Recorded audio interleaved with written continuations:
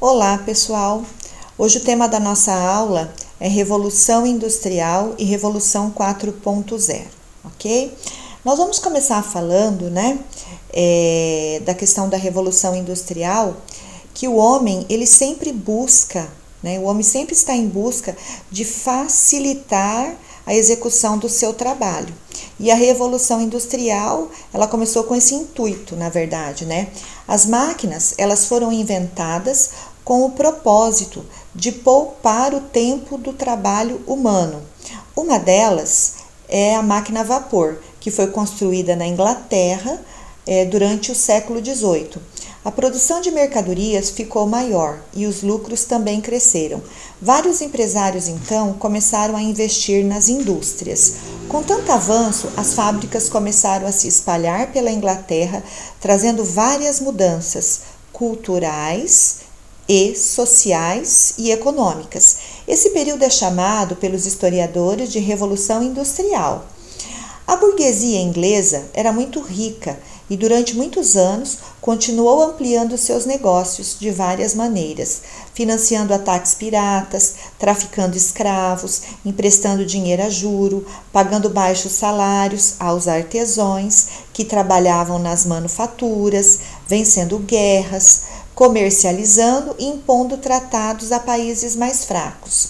Os ingleses davam muita importância ao comércio. Quanto mais comércio, maior era a concorrência. Quando se existe comércio, existe concorrência. Para acabar com ela, era preciso baixar os preços. Logo, a burguesia inglesa começou a aperfeiçoar suas máquinas e a investir nas indústrias. Até por isso que os artesãos não conseguiram sobreviver durante o período da Revolução Industrial, e deixaram de existir e passaram a ser assalariados. Surge uma nova classe social. Vários camponeses foram trabalhar nas fábricas e formaram uma nova classe social, o proletariado.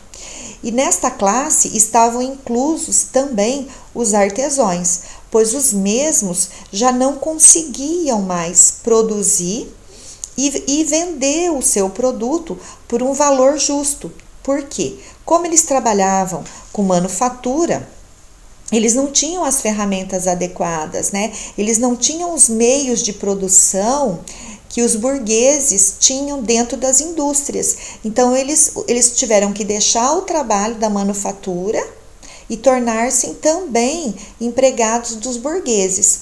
O desenvolvimento industrial arruinou os artesãos, pois os produtos eram confeccionados dentro das indústrias com mais rapidez e por um preço mais acessível, A valorização da ciência, a liberdade individual, a crença no progresso incentivaram o homem a inventar mais máquinas e a investir no uso de ferramentas e de tecnologia dentro das indústrias, No século XIX, a Revolução Industrial chegou à França com o desenvolvimento das ferrovias. 1850 chegou à Alemanha e nos Estados Unidos no final do século XIX e no Japão também, no final do século XIX. Fator importante advindo desta nova sociedade foi a separação entre o capital e os meios de produção. De um lado, o trabalhador e do outro lado, o dono do capital, que era o dono da indústria, Os antigos artesãos passaram a ser simples assalariados, pessoal, porque eles já não conseguiam mais produzir em casa, eles já não conseguiam mais colocar o seu produto para concorrer com o produto das indústrias, E esses assalariados passaram a ter jornadas de trabalho que chegavam até 14 horas diárias, e dentro das indústrias tinha-se mulheres trabalhando e crianças trabalhando, e a jornada de trabalho das crianças, elas oscilavam entre 10 e 12 horas. Percebeu-se uma crescente migração do campo para as cidades, onde as fábricas se instalavam, E aí, essas pessoas, elas tinham que se sujeitar a trabalhar por qualquer salário, Então, quem definia o salário, quem definia a forma de trabalho, eram os donos das indústrias, que eram os burgueses. A sociedade a partir da Revolução Industrial nunca mais foi a mesma, como as indústrias, né? Se nós pararmos para pensar um pouco, o sistema capitalista, ele funciona até hoje aqui. É que mudou a forma como esse capitalista conduz a forma de trabalho, devido à evolução, que nós vamos estudar isso também, né? Como evoluiu. Adam Smith, um pensador escocês, escreveu em 1776, no livro A Riqueza das Nações, que essa obra é considerada a obra fundadora da ciência econômica, e ele afirma que o individualismo é bom para toda a sociedade. Diz que o Estado deveria interferir o mínimo possível na economia e também considera que as atividades que envolvem o trabalho humano são importantes e que a indústria ela deve ampliar a divisão do trabalho, aumentando a produtividade, ou seja, cada um deve se especializar em uma só tarefa para que o trabalho renda mais, que é o que aconteceu, né? Dentro da indústria, os operários passaram a executar uma única atividade, se especializando numa única atividade para que a produtividade aumentasse. A Revolução Industrial, ela trouxe muita riqueza para os burgueses, porém, os trabalhadores viviam na miséria. Muitas mulheres e crianças eram explorados dentro das indústrias, né? Com salários miseráveis e com uma carga horária excedente. Enquanto os burgueses se reuniam em grandes festas para comemorar os lucros, os trabalhadores chegavam à conclusão que teriam que começar a lutar pelos seus direitos. Por quê, pessoal? Porque até então, quem detinha o poder eram os burgueses, os industriais. Eles determinavam salário, eles determinavam as regras do jogo. Então, não se ouvia falar neste momento em direito do trabalhador. Não se ouvia falar. Então, o que acontecia? Eles eram obrigados a se sujeitar àquelas condições de trabalho. E aí surge um movimento de luta dentro das indústrias, chamado ludismo. Foi uma das primeiras formas de organização dos trabalhadores para reivindicar os seus direitos, né?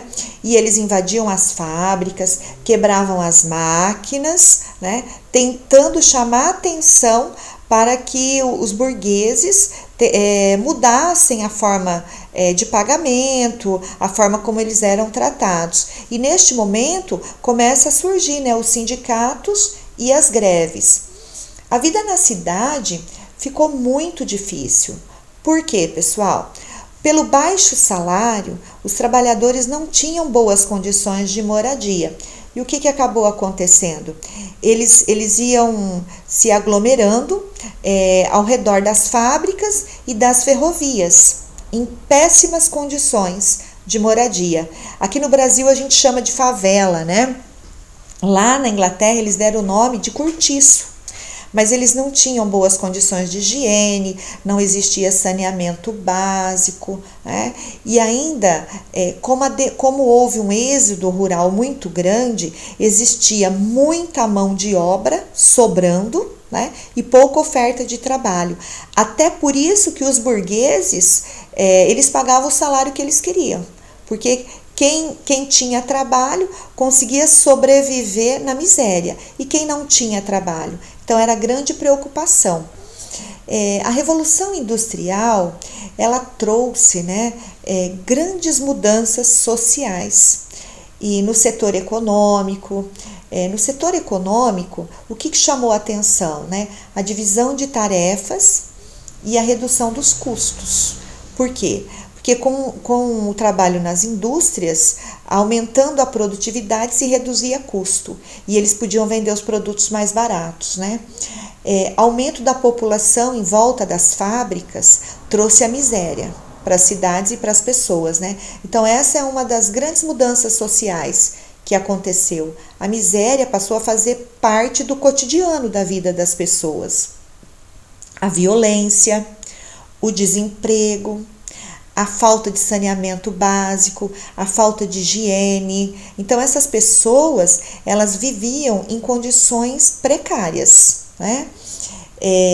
Mudou também a questão da política, porque as pessoas começaram a se movimentar em pequenos grupos para reivindicar os seus direitos, né? Então começaram a surgir as manifestações e surgiram os sindicatos.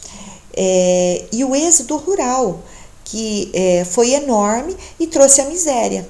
Enquanto alguns ganhavam muito dinheiro, a maioria ganhava pouco dinheiro. E a miséria se instala na sociedade, né?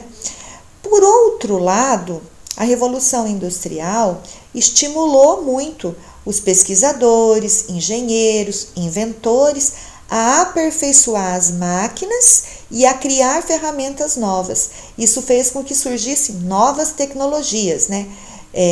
Barcos a vapor, o telégrafo, a fotografia. Então, a tecnologia surge aí. Então, se nós formos analisar, eu gostaria que vocês pensassem, né, que a Revolução Industrial, ela é um marco para a administração. Por que ela é um marco? Porque tudo começa ali. A preocupação começa ali com aumento da produtividade, redução de custo, né? E também começa-se a se questionar as condições oferecidas de trabalho, porque até então, né, o escravo, o servo, o artesão, ele não questionava as condições de trabalho que eram oferecidas para ele, e ele também não questionava a questão de salário. Então, na Revolução Industrial, os trabalhadores começam a se movimentar através do movimento ludista para questionar a forma como eles eram tratados. Então, por isso que ela é um marco, né? É um marco social, porque começa a se questionar o poder que o industrial tem. E aí, o que aconteceu com a Revolução Industrial? O êxodo rural foi muito grande. Então tinha muita mão de obra sobrando, até por isso que os burgueses pagavam os salários que eles queriam. E aí eu questiono vocês, né? Essa situação de exploração do homem, ela ainda permanece nos dias atuais? O que vocês acham? As empresas, né, elas pagam salários justos, aonde o trabalhador ele consegue manter as suas necessidades básicas satisfeitas? Fica aí a pergunta para vocês. O que vocês acham disso? Hoje, o trabalhador ele continua sendo explorado ou não? Né? Algumas empresas elas pagam, né, corretamente, elas oferecem vários benefícios. Mas será que toda empresa faz isso? Será que todo trabalhador brasileiro consegue ter uma vida digna, ter uma moradia digna, ter saneamento básico, ter acesso à saúde, ter acesso à educação? Através do salário que ele recebe? Porque, na verdade, né, pessoal, quando se trabalha, o que você espera? Você espera ter uma remuneração adequada que consiga suprir as suas necessidades básicas e que você possa também suprir as necessidades de autodesenvolvimento, como é estudar, se qualificar. Então eu deixo aí essa pergunta para vocês. Hoje, isso acontece? O que está acontecendo hoje, né? No mundo, na verdade? Nós estamos vivendo já a quarta revolução industrial. Qual revolução é essa, né? E da onde ela surgiu? E aonde ela é impulsionada? Ela é impulsionada por inovações, as quais geralmente se manifestam através das novas tecnologias. Quando essas tecnologias, essas inovações, tornam-se baratas, suficientes para serem escaladas e difundidas, elas mudam a sociedade. Uma máquina a vapor em um laboratório na Inglaterra é um ótimo experimento. Centenas de máquinas a vapor abastecendo o sistema ferroviário. Transformaram o mundo, né? Transformaram a Inglaterra e transformaram o mundo. Algumas previsões mostram que em 2020 será mais comum que as pessoas tenham telefones celulares, que elas usem esse telefone celular para fazer todo o seu serviço bancário, para que elas usem o celular para ter aula à distância, né? As crianças nascidas em 2017, provavelmente, elas nunca vão dirigir um carro. Por quê? Porque elas deverão usar robôs para as tarefas cotidianas. As crianças de hoje serão beneficiadas pelo efeito combinatório dos mundos biológico, físico e digital. Elas participarão dos avanços em ciência, medicina e outras tecnologias que convergirão para eliminar as doenças. O mundo está mudando, né? O mundo físico, biotecnologia, robótica, impressão 3D, novos materiais, internet das coisas, transmissão, armazenamento e captura de energia. As tecnologias que nos cercam evoluíram, levando com elas as expectativas dos clientes. Quanto mais tecnologia você oferece, mais exigente esse cliente fica. E aí mais pesquisa se faz para facilitar a vida das pessoas, né? Nossa referência hoje é de encontrar respostas rápidas. Tudo está na busca do Google à distância. Serviço personalizado e inteligente. Né, leitura personalizada, que leve o nosso histórico e preferências. O Google faz isso hoje, né? As novas tecnologias mudando o mundo, a inteligência artificial, as novas tecnologias computacionais, a realidade virtual, exemplos da inovação hoje que nós estamos vivendo, né? O varejo mostra o sentimento dos clientes com relação a uma marca, quais os clientes são mais propensos a comprar um determinado produto, né? Então hoje, tudo isso você tem de informação, através do quê? Através de tecnologia, na manufatura, né? Otimizar operações, falhas em equipamentos, manutenção preventiva, o turismo. Ele utiliza o sistema da internet para verificar onde ele pode buscar clientes, né? Ele ajuda a fazer planejamento de férias, recomendações de itinerários, a saúde, assistência no diagnóstico de imagens, tratamentos de câncer, analisar anormalidades em tempo real. Se nós formos pensar hoje, né, tudo que nós utilizamos, tudo isso veio através da primeira revolução industrial. Então, se ela não tivesse acontecido, provavelmente hoje nós não estaríamos utilizando o celular, nós não estaríamos utilizando os computadores, nós não estaríamos utilizando a internet. Vamos analisar, por exemplo, olha só, o avanço tecnológico é tão grande que na situação que o nosso país vive hoje, que o mundo vive hoje, né, essa pandemia, se fosse há 100 anos atrás, tudo pararia. As escolas parariam, a indústria pararia, tudo pararia. Nós hoje estamos conectados. Então a globalização trouxe esses benefícios, né? A globalização, ela mudou a nossa forma de trabalho e o avanço tecnológico continua mudando a nossa forma de trabalho. Provavelmente, daqui a 10 anos, muitas profissões deixarão de existir. Eu até encaminhei um vídeo para vocês a respeito disso. Eu gostaria que vocês assistissem, né? Da Revolução 4.0. E vocês vão perceber lá que algumas deixarão de existir e outras surgirão. Agora, o que o indivíduo tem que fazer? Ele tem que buscar se qualificar sempre, para que ele não fique para trás nesse progresso, para que ele possa adentrar ao mercado de trabalho. Então, qual o comparativo que nós temos que fazer? Nós temos que olhar os dois lados, né? Tudo tem o bônus e o ônus. A Revolução Industrial, ela trouxe um avanço tecnológico muito grande e ela também beneficiou o homem. Por que ela beneficiou o homem? Porque muitos trabalhos que exigiam muita força física foram facilitados. né, com o uso da máquina. Tanto que vocês podem assistir o vídeo lá, eu encaminhei alguns vídeos para vocês a respeito do trabalho dentro das indústrias. E vocês vão perceber que a máquina veio para facilitar o trabalho do homem. E aí vocês vão me questionar, professora, mas ela vem para facilitar o trabalho do homem, mas ela também tira o trabalho desse homem? Ela tira, desde que esse homem não se qualifique e não busque novos conhecimentos para aprimorar o seu trabalho. Vamos dar o exemplo hoje da portaria da maioria dos prédios hoje. A maioria das portarias, elas são eletrônicas, não são? Então, não existe mais o porteiro físico no prédio. Mas o que acontece?